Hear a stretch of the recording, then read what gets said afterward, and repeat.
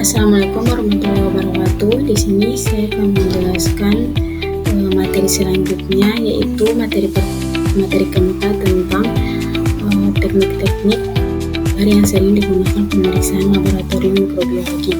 Di sini saya mengambil salah satu kasus seperti coronavirus pada tahun 2019 telah menimbulkan kekhawatiran secara global. World Health Organization atau WHO telah menyatakannya sebagai darurat kesehatan global pada 30 Januari 2020. Pada 22 Januari 2020, total 521 kasus virus corona baru 2019 atau COVID-19 dilaporkan di 25 provinsi atau kabupaten yang total Cina 3,4 hingga 22 Januari 2020. Pada 25 Januari 2020, total 1.925 kasus dipastikan terinfeksi COVID-19 daratan Cina dengan total 56 kematian. 3,5 laporan lain pada 24 Januari 2020 memperkirakan insiden kumulatif di Cina menjadi 5.502 kasus, 3,6 pada 30 Januari 2020. Setelah itu 7.734 kasus telah dikonfirmasi di Cina dan 90 kasus lainnya juga telah dilaporkan dari sejumlah negara termasuk Taiwan, Thailand, Vietnam, Malaysia, Nepal, dan lain-lain. Selanjutnya 3,7 selanjutnya kasus penularan COVID-19 di Amerika Serikat pertama dilaporkan pada 30 Januari 2020. Sebuah laporan yang diterbitkan di Nature mengungkapkan bahwa otoritas kesehatan Tiongkok menyimpulkan bahwa pada 7 Februari 2019 ada 31,161 orang yang tertular infeksi di Tiongkok dan lebih dari 630 orang telah meninggal dunia. Selanjutnya ada metode penelitian.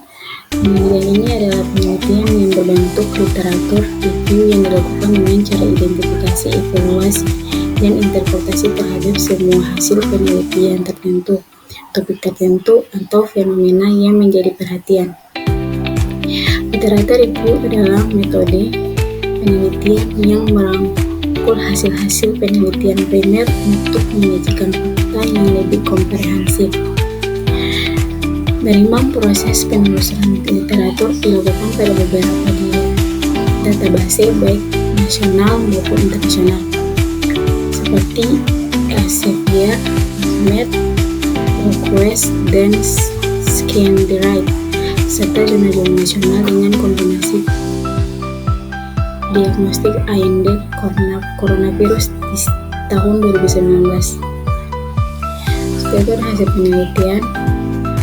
Setelah melalui tahap seleksi studi, didapatkan 22 literatur yang memenuhi kriteria inklusi dan eksklusi population atau problem. Dalam 22 literatur tersebut adalah coronavirus di tahun COVID-19 dengan outcomes yang sama, yakni celana mikrobiologi laboratorium testing for COVID-19. Selanjutnya kita masuk ke materi terakhir tentang apa itu DNA, peran, dan bagaimana proses pembuatannya. Di sini saya akan menjelaskan apa itu DNA. Proses cDNA adalah proses transkripsi balik melibatkan transkripsi RNA menjadi DNA. Dengan demikian berfungsi sebagai amandemen dan suplementasi penting bagi dogma sentral biologi molekuler.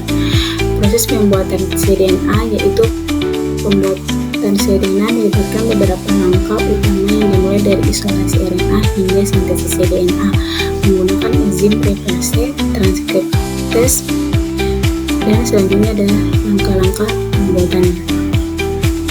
Langkah pertama yaitu isolasi RNA total. RNA diekstraksi dari sampel sel atau jaringan menggunakan metode seperti Trizol atau kit ekstraksi RNA komersial. RNA yang diisolasi kemudian dilakukan untuk menghilangkan DNA, protein, dan kontaminasi lainnya. Selanjutnya ada eliminasi DNA genomik atau opsional. Untuk memastikan tidak ada kontaminasi DNA genom, RNA dapat diolah dengan DNA untuk mendegradasi DNA genom yang tersisa. ada sintesis cDNA dengan reverse transkriptase. Proses utama sintesis cDNA melibatkan enzim reverse transkriptase yang menggunakan RNA sebagai cetakan untuk membentuk rantai DNA komplementer. Langkah-langkah lainnya meliputi yang pertama itu denaturasi RNA, pemanasan RNA pada suhu 65 derajat Celcius selama 5 sampai 10 menit untuk mengeluarkan struktur sekunder. Selanjutnya priming, penambahan primer untuk inisiasi sintesis cDNA. Primer yang digunakan bisa juga oligo-DT, mengikat ekvali RNA untuk sintesis spesifik mRNA. Selanjutnya ada spesifik primer atau BSP, digunakan untuk amplifikasi gen tertentu dan reaksi reverse transkripsi. Campuran RNA, primer, DNTP, buffer, dan enzim reverse transkriptase. Kemudian ada inaktivasi NP, pemanasan pada 70 sampai 85 derajat Celcius selama beberapa menit untuk menghentikan reaksi. Yang terakhir ada penyimpanan atau penggunaan cDNA. cDNA dapat muncul digunakan untuk eksperimen PCR, PCR untuk analisis eksperimen. Dan penyimpanan jangka panjang cDNA dapat disimpan pada kurang lebih 20 derajat Celcius atau 80 derajat Celcius. Mungkin itu saja dari presentasi materi saya tentang jenis-jenis tentang teknik molekul yang saya gunakan pemeriksaan laboratorium mikrobiologi dan juga proses pembuatan cDNA.